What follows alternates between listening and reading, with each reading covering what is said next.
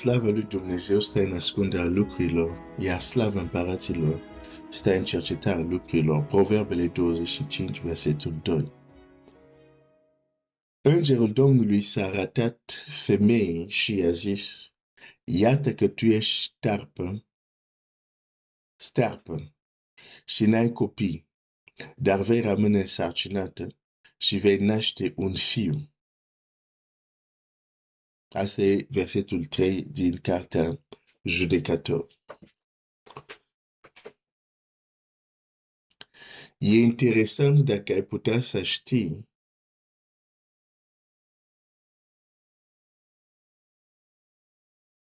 intervenția cerului că tu să poți să vii în lume. Că tu să poți să treci prin acea ușă și să fii aici pe pământ. Dar de unii poate știți, alții nu știți.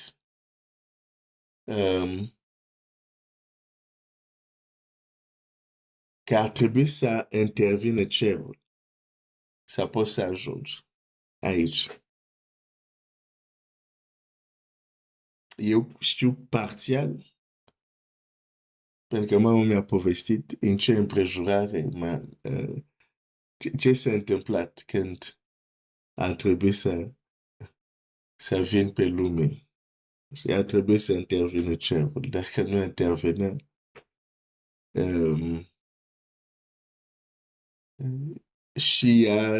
și eu, viața era, cum să zic, în pericol. Deci, de asta e o parte care i-a văzut, care a experimentat. Probabil sunt alte lucruri. Multe lucruri nu le știm, multe lucruri nu-ți dai seama cât de mult intervine cerul ca să ajungi aici. De aceea când vei mulțumi lui Dumnezeu, vei spune: Doamne, mulțumesc pentru viața, Doamne, mulțumesc pentru ce faci pentru mine. Amintește-ți că sunt și intervențiile lui, care tu nu le știi, dar care au existat.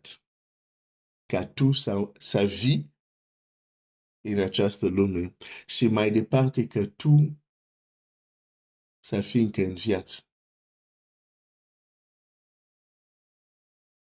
Și Dumnezeu are agenții lui special care se ocupă de asta.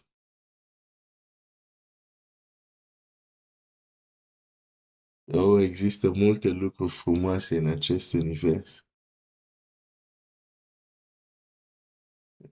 Dar avem nevoie Dumnezeu să ne deschide ochii să le vedem. Ești păzit de Dumnezeu, ești păzit. Ești păzit.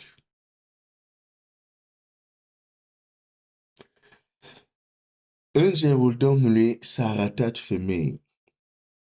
Îngerul Domnului apare de câteva ori în Scriptură despre cine e. Este o temă în sine, așa că nu asta este tema mea, dar a venit un înger. A apărut. S-a arătat. E frumos acest cuvânt, s-a arătat, pentru că ei oricum sunt activi pe pământ. Doar că sunt invizibili la ochii noștri.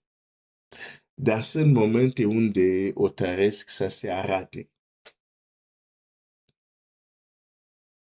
Să fie văzut.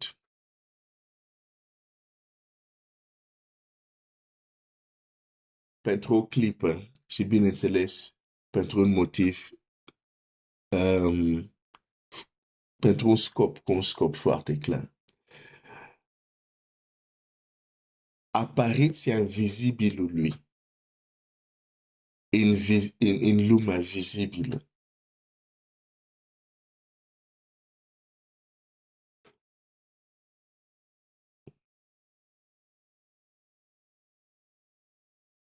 îngeri există?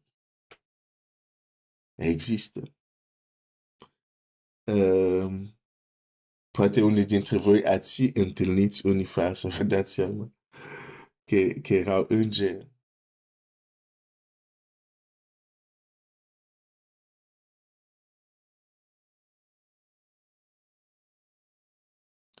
Dar când ei se hotărăsc să apară, când ei trec din invizibil în vizibil, mereu e pentru că ceva trebuie rezolvat. Când îngerul, de exemplu, cobora la scaldatoarea din Betsaida, nu cobora doar așa.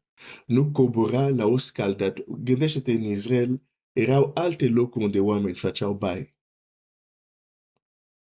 Dar acel înger nu cobora în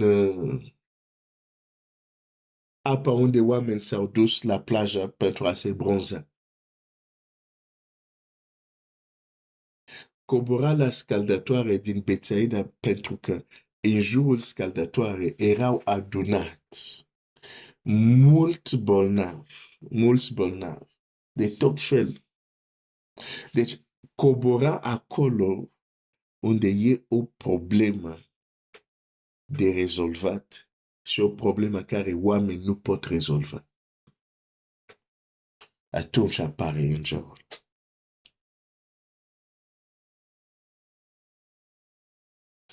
Au mai fost alte persoane care au fost vizitate de îngeri. De exemplu, părinții lui Ioan Botezatorul, Zaharia. A apărut un înger, dar din nou vedem îngerul apare la acest cuplu care, omenește vorbind, nu puteau să aibă copii.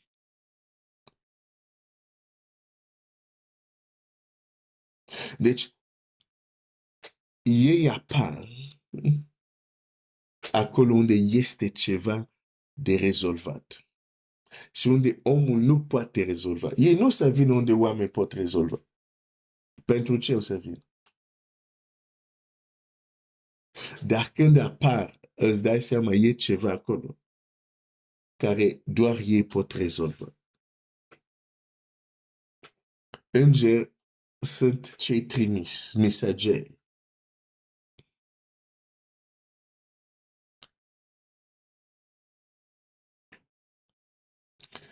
Și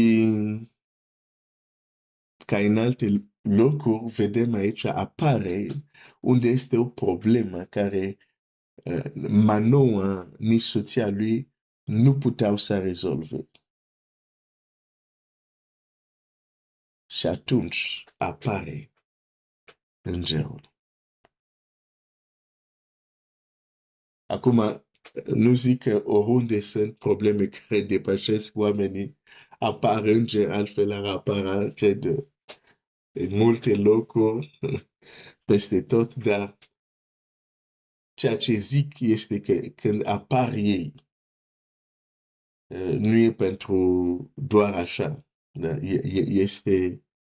E ceva de rezolvat, e ceva de făcut.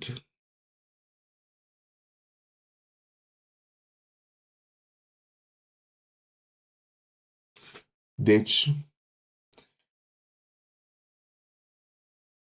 când suntem într-o situație unde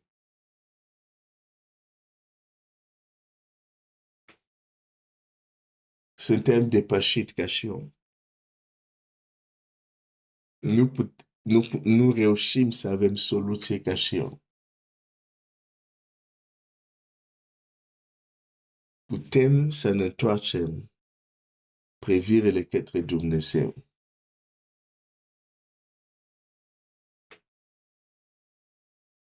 Și să cerem ajutorul lui.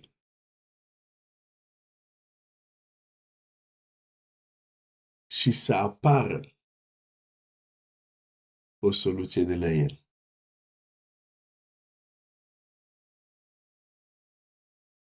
Vedem asta în nenumărate locuri în Scriptură.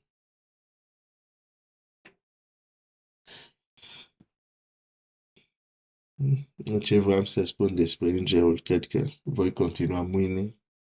Dar mâine e sâmbătă. Deci, da, mai bine, ce vreau să spun în această dimineață, n-am ajuns să spun, dar poate mai bine mâine, pentru că o să fie, ca să am timp să explic mai mult.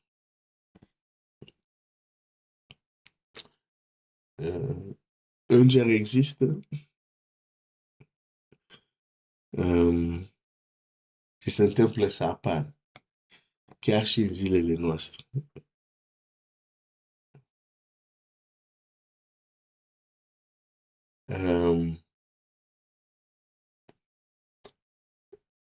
Și vreau să închei cu gândul ăsta.